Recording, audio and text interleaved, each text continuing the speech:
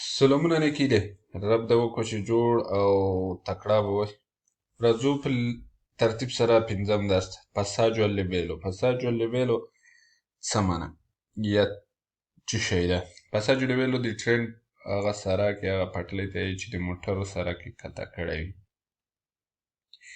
نو دې کې باید موږ تاسې ډېر احتیاط وکړو چې کله موږ نږدې کېږو د ټرین پټلۍ ته، که چېرته دا اشاره باله وي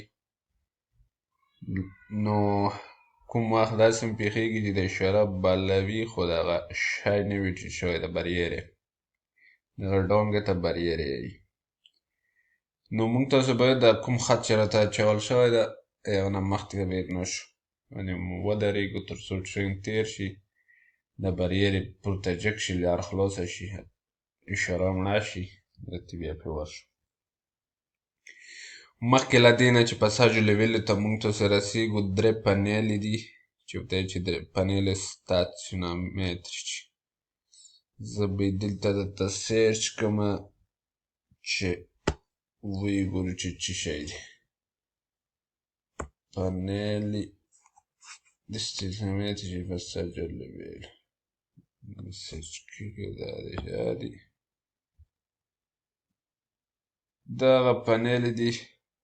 ایمیج سرور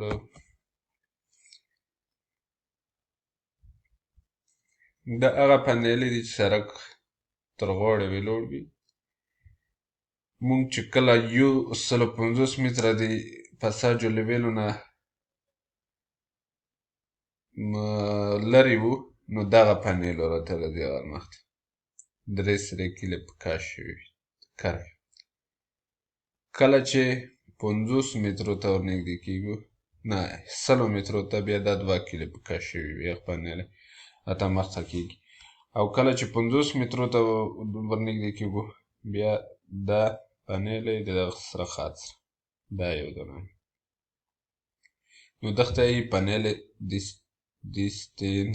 دیستانسیونامتریچي. نو په دا کې باید موږ تاسې احتیاط وکړو چې کله دا پنیلې ګورو نو مطلب دا په دې معنا چې موږ د ټرین پټلۍ ته نږدې کېدونکي یو، نو باید آماده اوسو که چېرته د اشاره شته وه یا ټرین راتلو نو موږ تاسې باید خبر وو یا هغه چا په اصطلاح الرټ به وو. نو دا و د پاساجو لیبیلو کمه زیاته پیژندنه او د هغه باره کې معلومات. ښه، اوس به هغه ایټالوي متن ووایو چې څه یې نور. È un incrocio a raso tra una strada e una linea ferroviaria.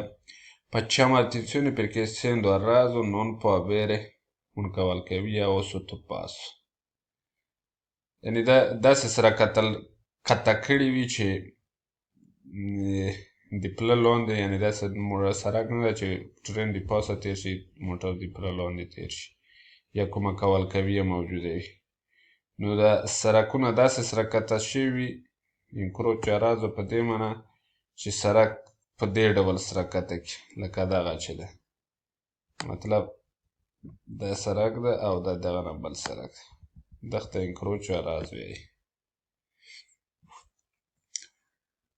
Avvicinandosi al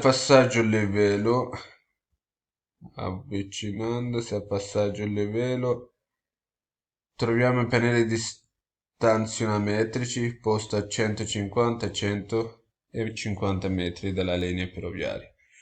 Nelle immediate vicinanze della linea troviamo una luce rossa mai gialla.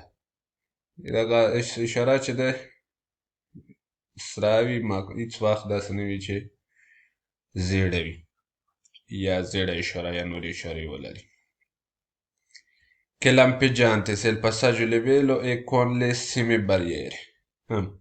کله چې دغه اشاره پړه کېږي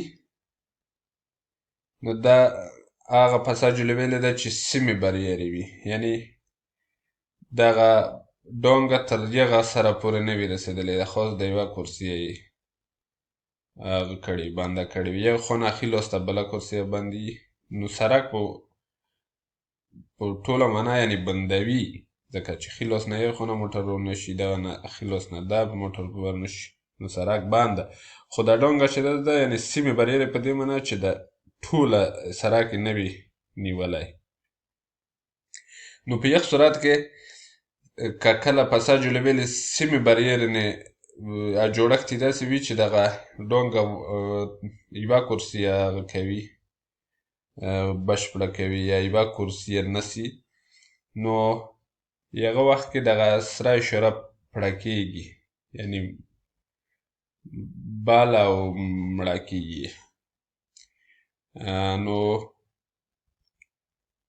که چېرته سره اشاره همدا شی پیسه یعنی دوامداره سره وه هغه په دې معنا چې پاساژ لویلو ال بریرې په دې دا معنا چې دغه شي ته بریرې چې دا اوږده ډونګه لري که چېرته سره همداسې دوامداره باله وه که لمپېجان ته هغه سیمې بریرې یعنې نیمه ډونګه نو ایله ده چې تر یوه حده مو دا پاساژ لویلو پېژندلی وي او